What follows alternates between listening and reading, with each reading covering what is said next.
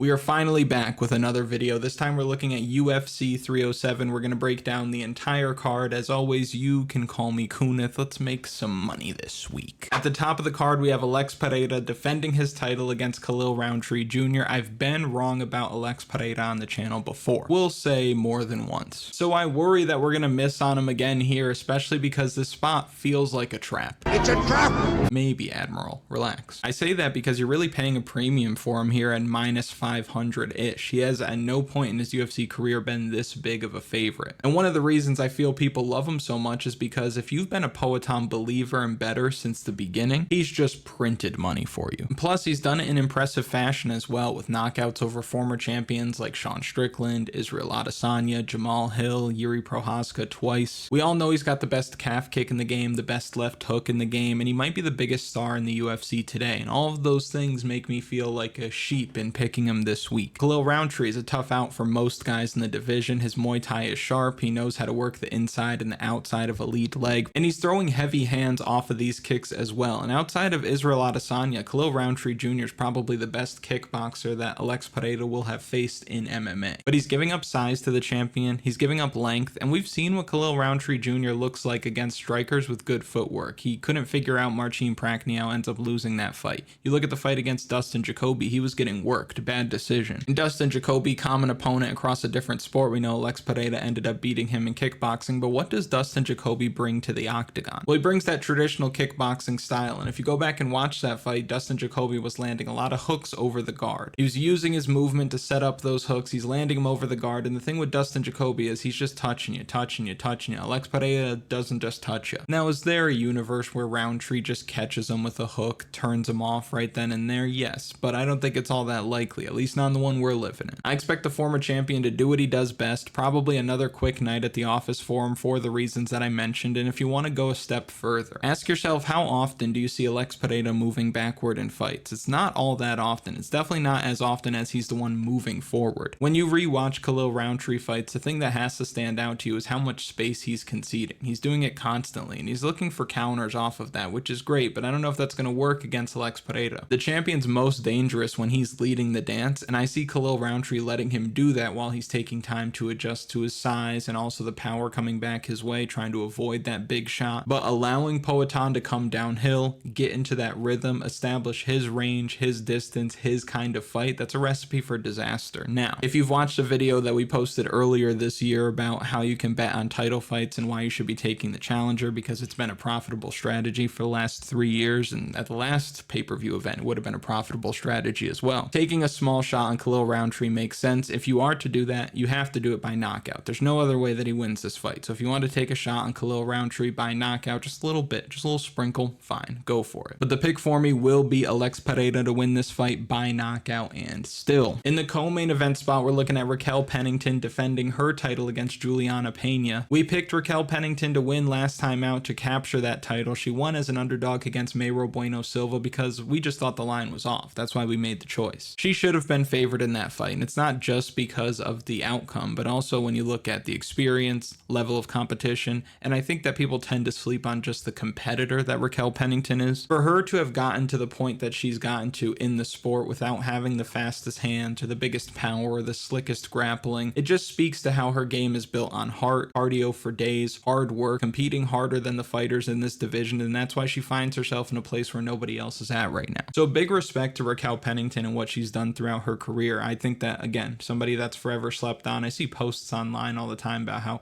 oh, we live in the world where Raquel Pennington's a champion. Raquel Pennington beat your ass. But on the other side, you could say a lot of the same thing about Julianna Pena. She's a grinder. She's produced one of the most memorable, most shocking moments in the history of the sport when she took the belt off of Amanda Nunes. She broke Amanda Nunes that night. When they ran it back, not so much. But just like Raquel Pennington, she's faced some of the best fighters the sport has ever seen. Valentina Shevchenko, GDR in her prime, Kat Zingano, the GOAT twice, which makes her a tougher fight for Raquel Pennington than what she would have found against, say, Mayro Bueno Silva. We figured that Bueno Silva would have success early in that fight, but then she was going to gas out, and Raquel Pennington's as tough as they come. She's not going to be finished. She's not going to be submitted. Only finished once in her 18-fight UFC career, and that came in the 5th round against against Amanda Nunes. So for almost anybody else, they're not finishing her. So the way you beat Raquel Pennington is you have to beat her on the scorecards. And you look at her recent winning streak, and these aren't really fighters that can do that. We just talked about Mayra Bueno Silva. We saw her get that win over Ketlen Vieira, although some people thought she lost that fight. She beats Aspen Ladd, who we know is not all that great and lets minutes slip by pretty consistently when she fought in the UFC. Macy Chasson is a solid win. Give her that. Pannie Kianzad, one-dimensional striker. Marion Renault was old. Julianna Pena, however, does have that aggressive style that she can keep up and not only use to control where this fight goes, but I think she can keep it up for all 5 rounds, or at least do enough in 3 out of the 5 rounds to win more minutes and win those rounds. And holding on to belts is extremely tough, especially when you look at this division. Like, you had Ronda Rousey, who was dominating, the sport kind of catches up with her, and then she's out of there. Holly Holm didn't defend her belt successfully. You got Miesha Tate didn't defend her belt successfully. Amanda Nunes was generational. But if there was no Amanda Nunes, that belt would have switched hands a good amount of times. Even Julianna Pena wins the title, then can't defend it in the next fight. So I don't think that this is a belt that is going to really stick with one fighter for all that long unless Kayla Harrison's able to grab it. And for Raquel Pennington, someone who's had a ton of fights, someone who is on the older side, finally reached the mountaintop in a very gritty performance against a talented fighter in Bueno Silva. I know we were saying that she doesn't have the gas tank, but that early storm from Bueno Silva, that's a lot to deal with. I don't see Rocky turning out another performance like that, especially against a fighter like Julianna Pena. I do think that there's a path to victory if Pennington's able to wrap up a submission. We've seen Pena submitted before. So if Pena's shooting for a takedown, we see Raquel Pennington jump guillotine. She probably ends up finishing it, but that's the only way I see her winning this fight. Not a big enough win condition for me. I think the challenger takes the rounds off her, wins 3 out of the 5 pretty cleanly. Give me Julianna Pena to win this fight by decision and new. And real quick, if you haven't already, like the video, subscribe to the channel, comment something for the algorithm. You know how the algorithm works. Next, we have a fight between Mario Bautista and Jose Aldo. Mario Bautista's been a wrecking ball in the bantamweight division, 6-fight winning streak. He's out-grappled the strikers, he's outstruck the grapplers, and he's finding ways to win these fights, like against Ricky Simone. Completely nullified the wrestling coming from Ricky Simone, not an easy thing to do. Before that, we saw him dig deep against Damon Blackshear. Very tricky on the mat. Granted, if you asked me on that night, did he win, I would say no. Prior to that, he had 3 straight first-round submission wins. There's lots to like about Mario Bautista, and he's right in his fighting prime, coming out of a good gym, and he's looking better fight after fight, and he's getting that step up in competition fight after fight, and he's answering the call. Now, on the other side, Jose Aldo is coming off a win over Jonathan Martinez in his return to the UFC. Looked like he never left. His leg kicks were on point, the striking defense was fantastic, and he looked as explosive as ever in there. And I expect him to look good in this fight. There's no chance that Mario Bautista is going to be able to take him down because nobody takes down Jose Aldo. So he's going to be forced to strike with him. And when you look at the guys that Mario Bautista has fought recently, Ricky Simone, Damon Blackshear, Guido Canetti, Benito Lopez, Brian Kelleher, Jay Perrin, these guys got nothing on Aldo, not only on the mat, but especially on the feet. So the question becomes, can Mario Bautista outstrike Jose Aldo over 3 rounds? He's favored to win this fight, but I would be shocked if he was the popular side publicly. Since open, money has been coming in on Jose Aldo, and I get it. Dude's a legend. Not a great matchup for Mario Bautista either, but I can't help but feel Mario Bautista is going to win more minutes. For Jose Aldo, he puts guys in weird positions, like against Jonathan Martinez. I think that Jonathan Martinez, the moment was a little bit too big. The lights were too bright. He had the King of Rio standing across from him. I don't think that Mario Bautista is going to show him that same kind of respect early on in this fight, and I think he's going to get out ahead on the numbers. He should land more strikes each round than Aldo's going to land. I don't think he's going to get takedowns here, but I think he's going to work some offensive clinch because Aldo has elite takedown defense, but he can be held against the cage. So he's going to be racking up that control time. He's going to be ahead on the numbers. I don't think that Aldo's going to do anything that really hurts him this week, although we have seen Mario Bautista knocked out in the UFC before. I think that he's shoring up that striking defense, and while Jose Aldo's going to land, I don't think he's going to knock him down. I don't think he's going to knock him out. Mario Bautista can match the striking speed, maintain a stronger pace throughout these rounds, use that physicality to get the job done this week. I'm going to take the younger man. I'm going to take the bigger man. I'm going to take the favorite.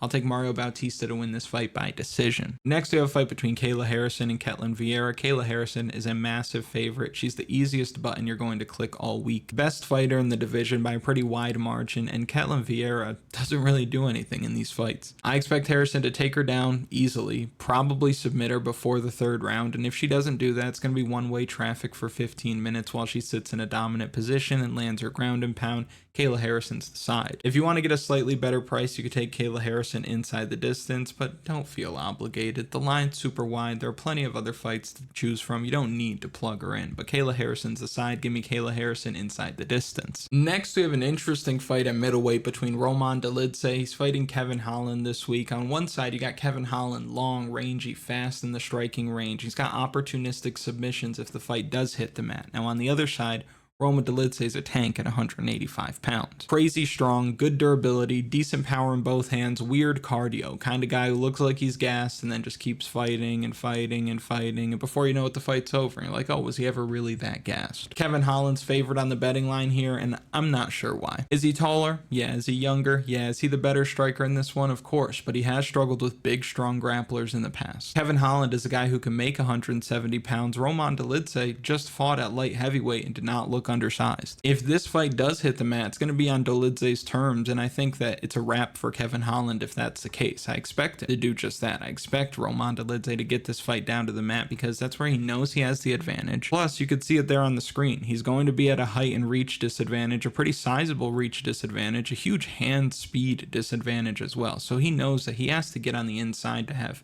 any success in this one. So since he's going to be working so hard to close distance anyway, I expect him to look for the clinch, find a takedown or two along the fence, and do a good job of controlling Kevin Holland on the mat before he finds a submission. If they're striking for most of this fight, I could see Kevin Holland outpointing him, but Roman Dolidze's path to victory is so clear, you just can't pass it up, especially at plus money, which is not the same as saying that he's going to be able to get this fight down to the mat easily, because Kevin Holland over time has improved his takedown defense. We've saw that, but I expect him to work very, very hard this week, Dolidze that is, to get the fight where he needs it. Give me the stronger man, the better grappler, the underdog. Give me Roman Dolidze to win this fight by submission. And there's a good chance you're going to find Roman Dolidze on the official betting article this week. The official betting article that back-to-back, not great weeks, let's be real. But this is a game of ebbs and flows. We had a phenomenal stretch of weeks, then you have 2 bad weeks, and then you go back on another winning streak. Not worried about it. If you want your free prop of the week, you could put your information on the site. I will send out that prop of the week email. Oscar's been lacking when it comes to sending out the prop of the week email, but we'll stay on him this week. We'll make sure it gets out. But for the official betting article of the week, as well as the DFS strategy guide, lineup optimizer, data model, tools, projections, so that you can go in and play on sites like Underdog and Prize Picks and use some of those as well. All of that can be found on the site. That is kunithmma.com, linked in the description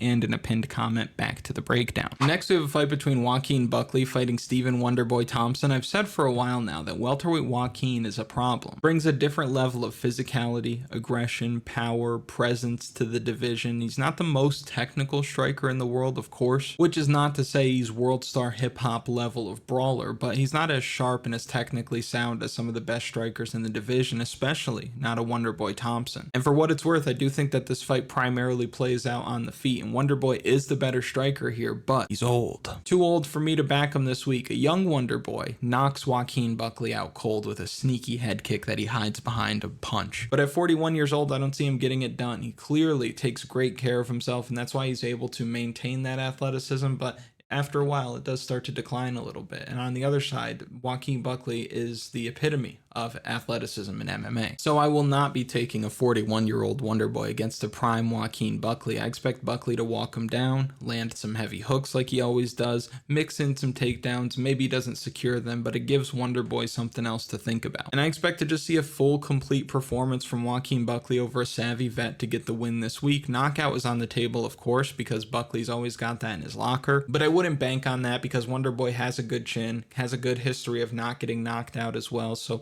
the more likely outcome here is that Joaquin Buckley gets it done on points. Give me Numanza. Give me Numanza by decision. Next, we have a fight between Marina Rodriguez fighting Iasmin Lucindo. The MMA gods tugging at my heartstrings here as the head of the Marina Rodriguez fan club.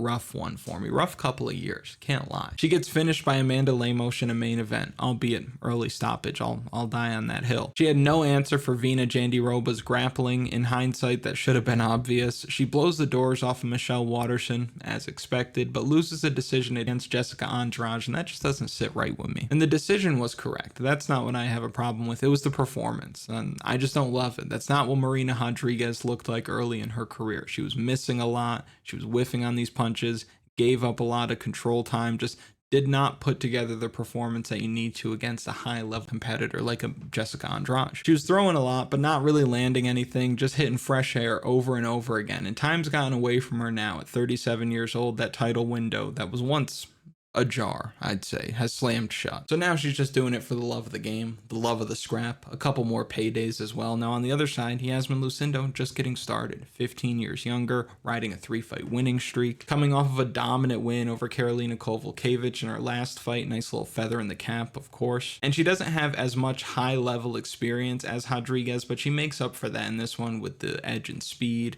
athleticism, most importantly, the wrestling. She can make it look very easy this week if she decides to lean on her grappling. We've seen Rodriguez lose fights and let minutes slip by because she gets taken down, struggles to get back to her feet. Lucindo should have no problem getting her down this week, and even if she doesn't, I don't think Rodriguez's striking is what it once was. She might land a lot, but I don't think that she's going to hurt or knock out or even rock Lucindo in this one. So give me the younger fighter, give me the better wrestler, give me Iasmin Lucindo to win this fight by decision. Lots of decisions on this card. It could go differently, but it looks like we're going to have a pretty long night. Next, we have a fight between Ihor Potieria. He's fighting Cesar Almeida this week. The line for this one is absurdly wide, and I'm surprised it is the way that it is with Cesar Almeida coming off of a loss. We picked against Almeida last time out because Roman Kopylov is the better fighter, more experienced than MMA, the better MMA striker, despite all that kickboxing experience that Cesar Almeida has. And Kopylov has the wrestling to fall back on. Cesar Almeida does not. So he's very one-dimensional, and this fight kind of feels similar. Can I confidently say that Potieria is the better MMA striker here?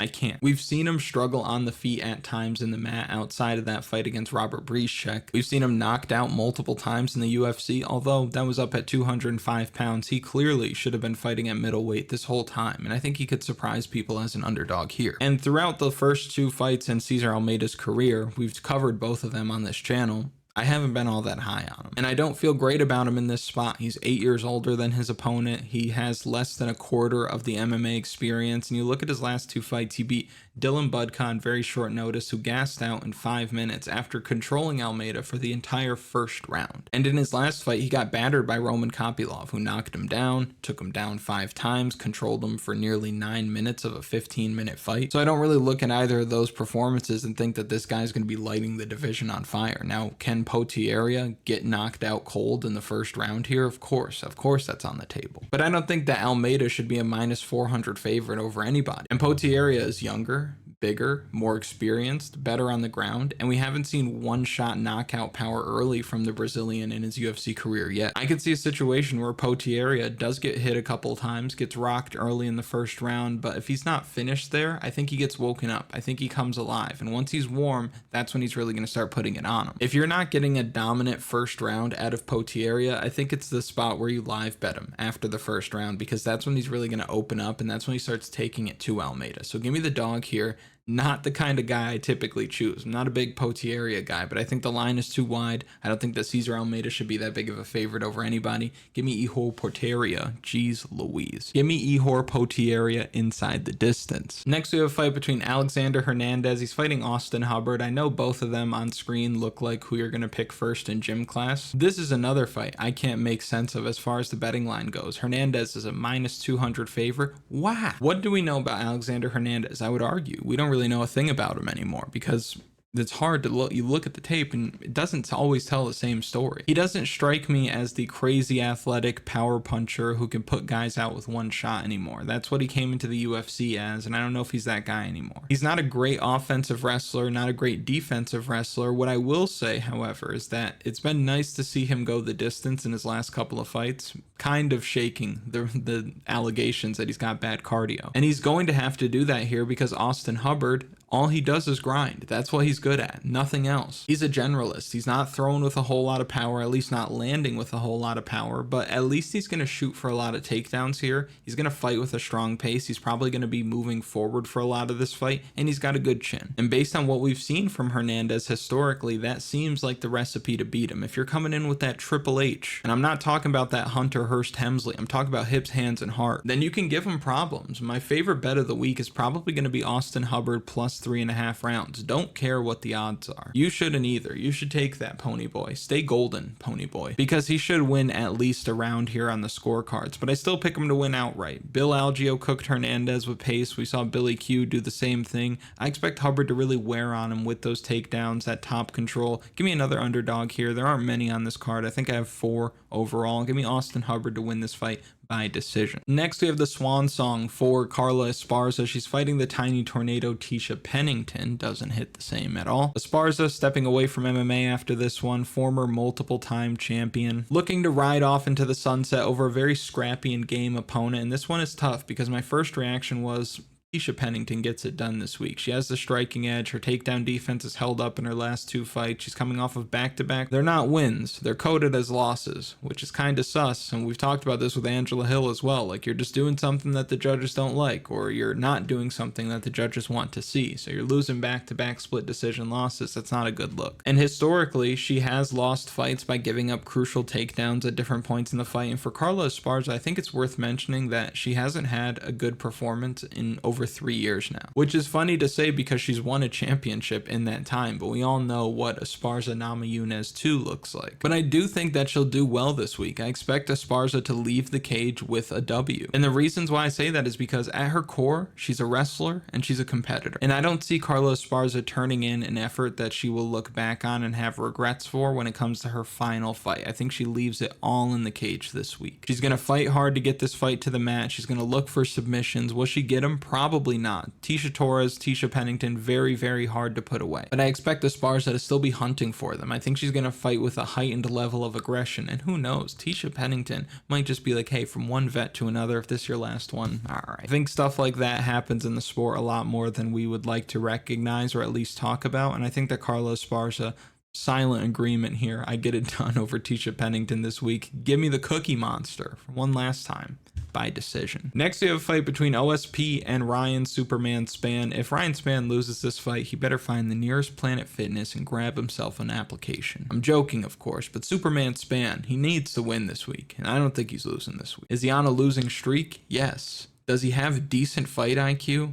No, but he's crazy athletic and he's very powerful, and OSP somehow, by the grace of God, beat Kennedy and Zejiku. I don't know if he was doing some black magic or whatever the case, but he beats Kennedy and Zejiku as a massive underdog. Great last performance for OSP in my opinion. I don't think he wins any more UFC fights. I think that Ryan Spann probably retires him this week by knocking him out in the first round. I won't say the best, but if close to the best version of Ryan Spann shows up this week, he should walk through OSP. I like the power, I like the youth, I like the size, I like the desperation to get back in the win column and do it in impressive fashion. Highlight reel knockout on the horizon for Superman. Give me Ryan Spann to win this fight by knockout. And lastly, we're going to be looking at the Dirty Bird Tim Means fighting Court McGee this week. I'm not going to lie to you, I went back and forth with this one a little bit. I don't love the idea of laying chalk on a 40-year-old Dirty Bird, but I do think that at the end of the day, he's the correct side. I think that Court McGee is the better grappler here, but Tim Means has hands, and McGee's once legendary durability has failed him late in his career here, and I see Means really opening up with the boxing combinations, hurting Court McGee more than once in each of these rounds. He doesn't have the reach advantage, but being the taller man and the kind of style that he fights with, he fights longer than we would see out of Court McGee. Court McGee's going to try to rack up control time against the cage, things like that, and I just don't think that Tim Means lets it happen. This is good matchmaking though. Let the vets duke it out, but I'm going to go with the better striker here. The output edge is firmly on the side of Tim Means, so I expect him to outland McGee 2-1 in this fight. Give me the Dirty Bird, give me Tim Means to win this fight by decision. I think the significant strike line on Tim Means on your pick'em apps, whichever one you use, I think the significant strike total for Tim Means, you're probably going to want to go higher depending on what that is, and we'll talk more about that during the final picks video when we look at underdog fantasy. But that'll do it for this week. Thank you so much for watching. I really do appreciate it. Make sure you like the video, subscribe to the channel, comment something for the algorithm, and I'll see you later in the week for final picks. Let's go.